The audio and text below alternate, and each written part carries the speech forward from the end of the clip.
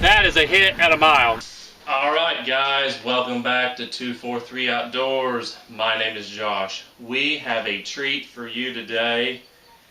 Not every day does a rifle just show up all of a sudden, but yesterday it did. So just to go ahead and get into it, this is the Weatherby Mark V chambered in 460 Weatherby Magnum. This round has a whole lot of horsepower, as Jerry Mitchell would say. This is my neighbor's rifle. This is a locally famous rifle. If anyone within a 2 or 3 county radius would say, you know, 460, they know this guy has this rifle. I've grown up my whole life hearing about this rifle. Went to church with this guy most of my life. I've known him my whole life. And I've always heard he had an elephant gun. And I didn't know what caliber. I knew it wasn't a 50 BMG, but they always said he has an elephant gun. And we have never had an elephant problem in southern Illinois since he's had this gun. They don't even stick their heads out. But the 460 is an impressive cartridge.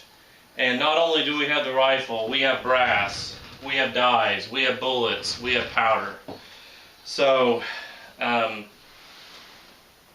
this box of factory ammo, there's 2 factory rounds I have, and then we'll load up the rest. So, I mean, it has an elephant on the box. So, I'm going to read on the back of this. This is really cool. It says, the 460 Weatherby Magnum is the world's most powerful big game cartridge, developing 8,245 foot-pounds of muzzle energy, designed primarily for the world's largest game animals such as elephant, rhino, and buffalo. This must be used in the Weatherby Mark V rifle.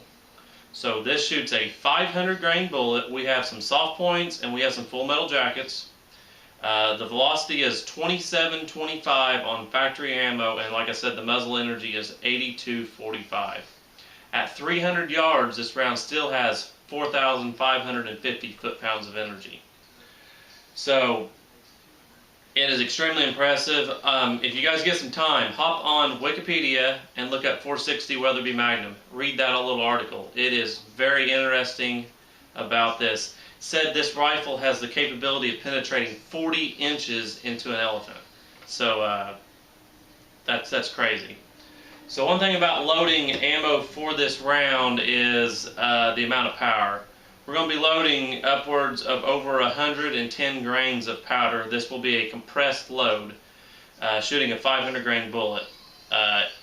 It requires the exclusive use of Federal 215 Magnum primers. You do not want to hang fire in something like this. If you pull it up, shoot, and you get a click, and then it goes bang, it's going to hurt you. So a lot of the time when I talk to people about, you know, recoil, someone says, how bad does a gun kick? How bad does a gun kick? Guns really don't kick. You think of it more of a push. If you are ready for it, it ain't too bad. This gun's going to kick. There's no ands, ifs, or buts about it. It is going to kick. It has kind of a ported kind of muzzle brake deal. It's made into the barrel, but this helps redirect some gas. It helps the barrel from jumping up. And the other thing is, this is not a heavy rifle. This may weigh 10, 12 pounds max. It's a lot of bore, but a lot of barrel there, but it's not an overly heavy gun. It's not a 20-pound rifle. So, you know, it's going to be fun. So I put a picture of a round next to 308 on the YouTube where I can post pictures and kind of ask you guys some suggestions on what we want to do with this rifle. We won't be shooting it a whole lot, but we'll shoot a little bit. We want to try to develop a hand load that is close to a factory velocity is what we're kind of looking for. We're not going to be shooting, you know, 50 rounds to this gun. It just ain't going to happen. And but we're going to play. Hopefully, you know, maybe we can get some 5-gallon buckets of water, some milk jugs. I would love to get a hold of some dry ice. I don't know how hard that is to obtain around here. I had some other ideas. Solid blocks of ice. You can buy the square cube, get some of those. I don't want to spend a ton of money, but I would like to get 3 or 4 different things that we can shoot. I've heard some stories about this rifle here. They shot a tree, this has been years ago, 2 3-foot diameter tree, and the bullet went all the way through it. And then the next year, the tree actually died. So it's a whole lot of power here. Another story, they was shooting kind of at night underneath a pole light, and the concussion of the muzzle, I think, put the light out. So, everybody around here there's a lot of people that have shot this rifle, and it's like, oh yeah, I know what you're talking about. So, I guess it's my turn, but we're going to be playing with this. Like I said, we got dies, we got bullets, we got brass. Going through some of the brass, I found some cracks on these, so I've really inspected these rounds. There's 4 rounds, I put a black X on them, but the neck right there where the shoulder starts is cracked on them, so we're going to have to discard those. But we're going to have a whole lot of fun. I don't think a lot of people's loaded 460 on a Lee press, but we're going to. So let's see if we can figure out some loads and size a few of these rounds and see what we're getting into. So to get started, we'll be using this universal reloading die set by Weatherby. There's, I don't believe, a whole lot of dies available for this round. And another thing is, these rounds now are extremely expensive and hard to find. I think I found a box of 20 on Bud's Gun Shop for $140. But typically about, $7, $8 a round is what this costs to load factory ammo, or to buy factory ammo. So let's get our die screwed in here and see what we got. These haven't been used for a while. I kind of took the seating stem out of it and cleaned the inside out. It looks good to me, so we'll thread this in and see what we can do here.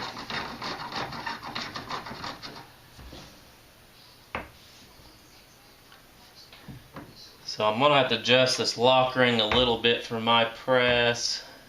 We need to go just a little bit more. Alright, so we're going to use some of this Imperial sizing wax. We're going to put a good liberal coat of this on here. Got a lot of surface area. I'm even going to put a little bit on the neck here off the edge of my finger to lube up the expanding ball. This is a whole lot of case here.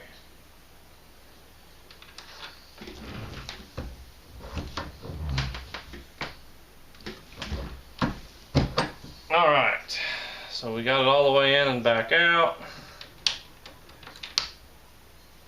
We are de-primed. Let's see if this round stretched. He said these things stretch quite a bit, so we're at 2.914, so we're right at max length. So we may have to shave a few thousandths off a few of these, but we're going to get the rest of these sized here.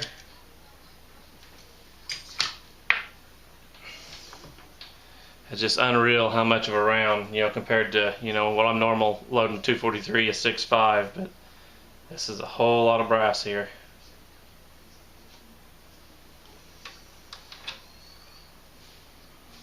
Probably need to put my primer arm in so it'll spit our primer out the side.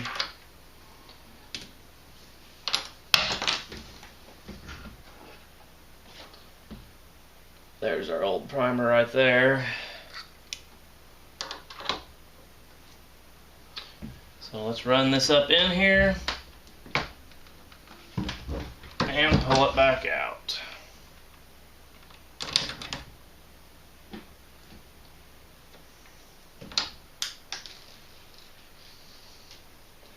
I think I need to adjust our de-priming stem down just a little bit.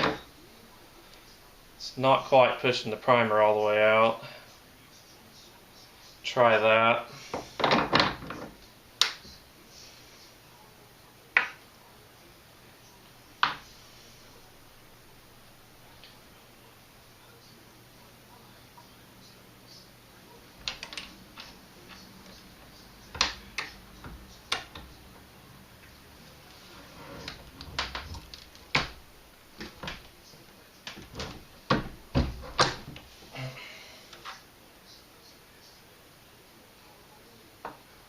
So I'll go ahead and size one more on camera for you, and then I'll get the rest of these done.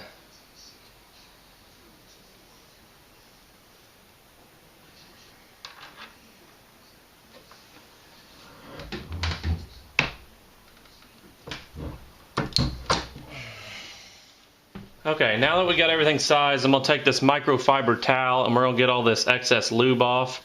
I want to go ahead and chamber a few of these empty rounds in the gun, make sure they chamber okay, make sure everything's going to work. This round head space is off the belt and not the shoulder, so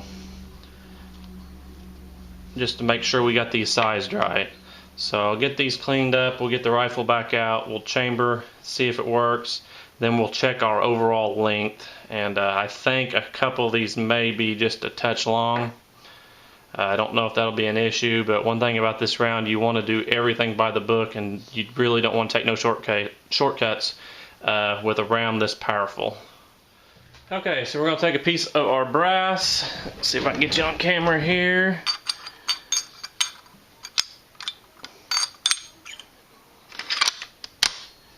And we chamber okay. So I'm going to check a couple more of these just to double check. I don't want to have any issues. I'll check one of these towards the last ones we sized. So I see no issue with our resizing. You can see on this bolt all these lugs that help this lock up. Very impressive here. So the next thing we're going to do is check our overall length. Like I said, we need to be between 2.898 and 2.913. So let's check a few of these. 2.907, 2.910, 2.912, 2.913. So that one's on our max. 2.910, 2.909, 09. So I think these are all going to be okay. That one was the one that was kind of long before we sized them, and it grew just a little bit. I think this one's going to be long to 2.915. Let's set it to the side. We can probably trim a couple thousandths off it okay. 2.911. 07. Get these squared up in the 2914. So we'll set that one over there. We'll go ahead and set this one too. Any of them that are close, and we'll see if we can probably trim a couple thousandths off. 2913, that's right at max.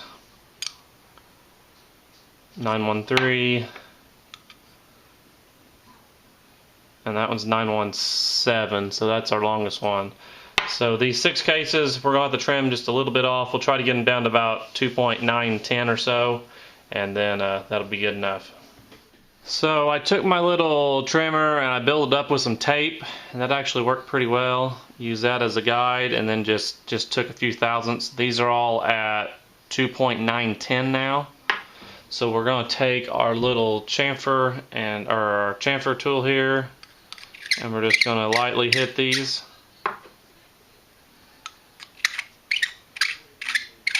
It barely fits, but it is big enough.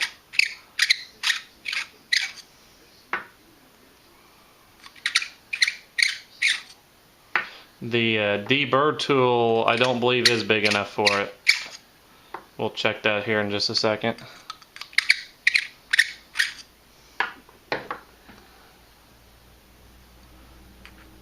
Well, yeah, it's just barely. So we'll hit the rest of these rounds, then I think we're about ready to prime our cases.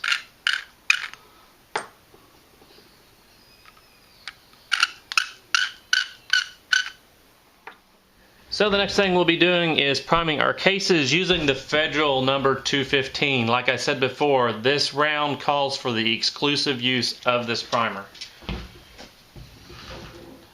So we'll dump a few of these out here.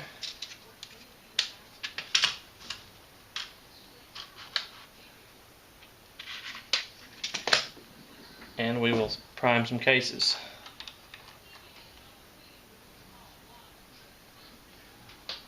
Be priming off the press.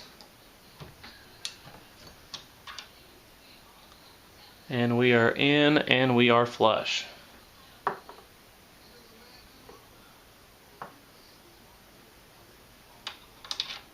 I just can't get over how massive this little shell holder is, but this is a very big round.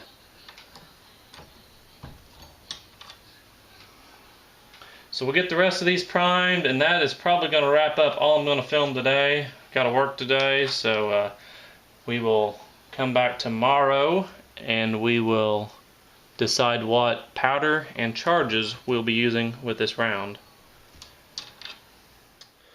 So, good morning to you. It's the next day, and today we are going to prime and load our bullets.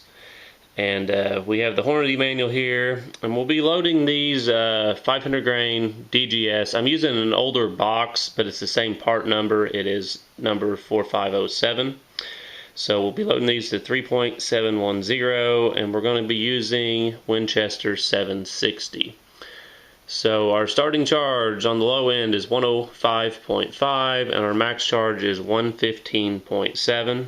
So to start out with, I'm just going to load a few rounds up in the middle. I think our first few rounds will be just some plinking rounds. I want to shoot this rifle, so we're going to try to do maybe a little bit of load workup with it. It's not going to be nothing like a normal rifle where we're shooting 5-shot groups. This may be like 2 or 3-shot groups with velocities just to verify what we're doing. So I also have H4350s, you know, I load that in the 243 and the 6.5. So that's another powder we can use. It starts at 98.8 and goes up to a max of 116. So that's a whole lot of powder going in these. So let's measure some 760 out. So today we're just going to use the Lee scoop method on our little Wowway Hom Geek scale. I think we're just going to go with 112 grains. We'll start with that. So that's a whole lot of powder.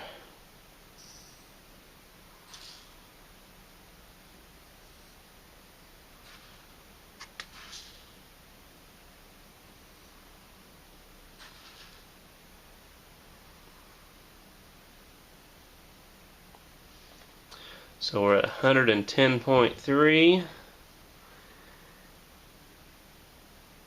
111,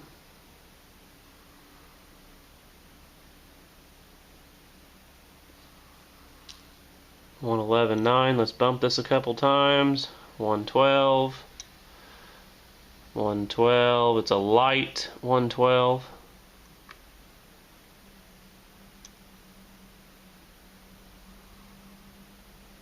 So let's just get just a couple granulars more where it springs back to 112. There's what we're looking for. So, man, that's a lot of powder. So there's nothing that'll hold this case for me. It won't fit in there that way. Our funnel will work though.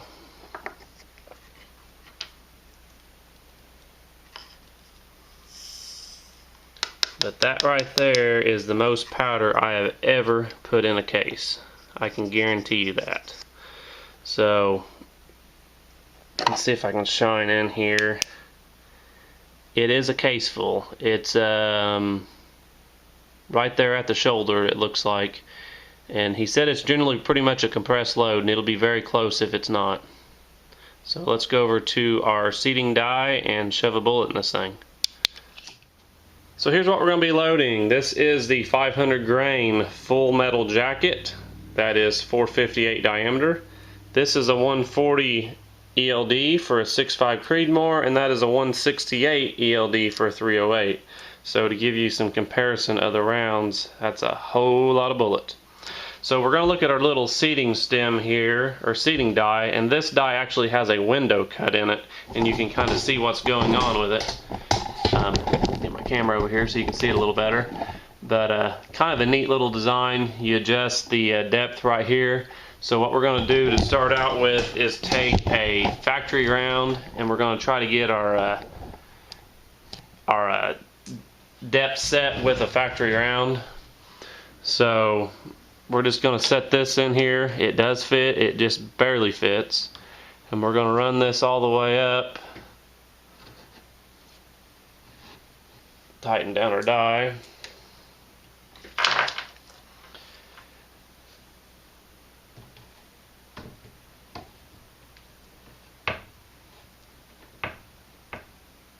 So right there is bottomed out, touching. So we'll start with that. We'll take our charged case, and I have soft points and I have full metal jackets, but we'll start with the full metal jackets. There's a little bit of length difference on these. The cannelure for the overall distance is going to be the same, but as you can see on the full metal jacket, it's a longer bullet. So let's go ahead and seat one of these and see what we can get. We kind of got to work the bullet up in the press there. And I'm going to go ahead and run this one all the way. And we are fairly close. Get the calipers out here. So we're looking for 3.710. And we are at 3.739. So we need to go just a little bit more.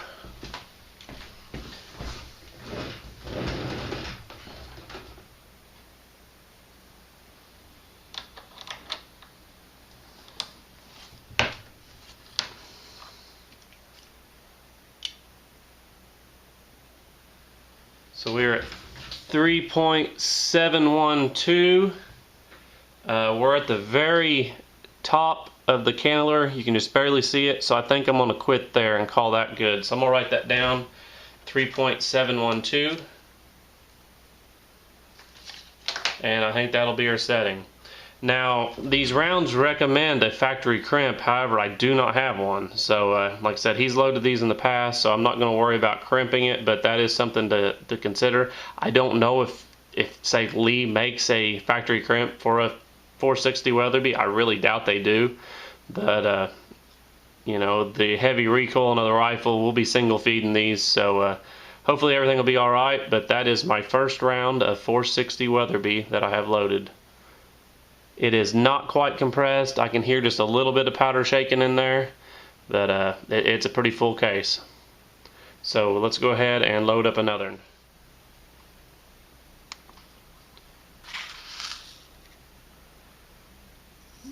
So we're looking for 112 grains.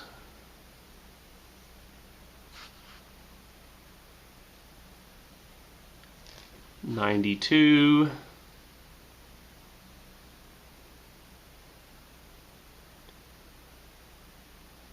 107. So let's trickle it up a little more. 110.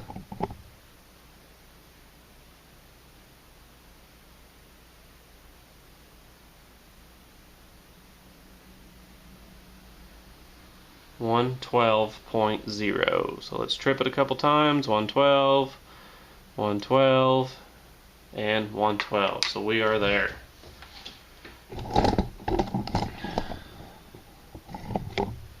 Take another case here. Use our funnel. And let it all settle in. Take it around over here to our press. Get out another bullet here.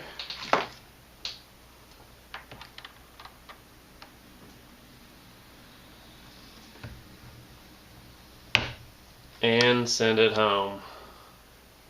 So let's get a quick measurement on it. 3.713, so we're right there with the other one. So there may be just a little difference in the length of the bullets, but that's close enough. We're going to leave our die set there. I'm going ahead and going to load up a few more rounds of these, and hopefully tomorrow we can get out and shoot some and see how much recoil this gun has. But I'm really looking forward to shooting this. It's been a dream of mine to shoot this gun, and it's going to be a good time.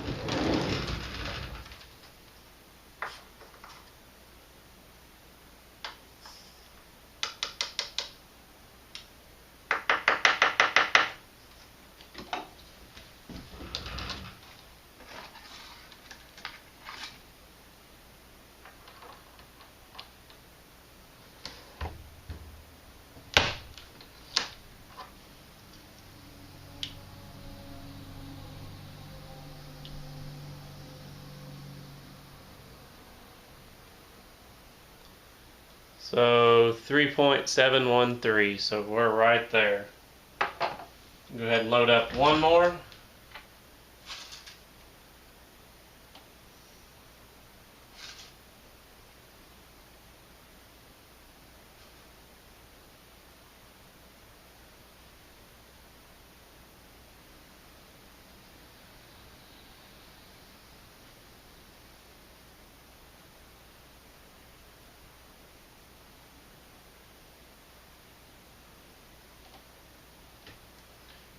So we are at 112.0.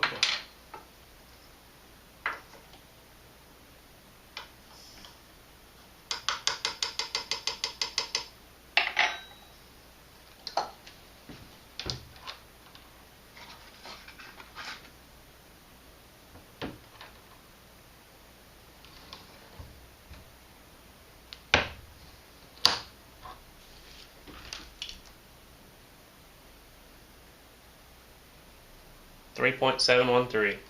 So we got 4 rounds loaded up. I think that'll be a good start. We can take these out and see what happens. But this is a very impressive round. Never thought I'd be loading something this large in my little press, but it works.